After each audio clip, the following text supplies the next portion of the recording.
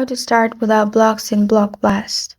Hi everyone, it's Sophia to assist you today. Without any delay, let's jump right in.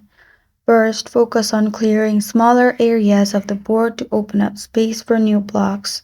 Use strategic placements to create combos and avoid gaps that could block your progress. Always plan on new moves ahead to anticipate which shapes might appear next. Or simply, while playing game, go back. Go to app info of Block Blast or stop the app. After that, go to storage and cache. Make sure you clear cache and restart the game.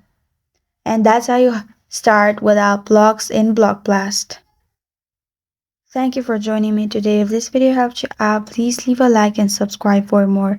Got a question or want to suggest a topic? Comment below. I'm Sophia signing off. Until next time.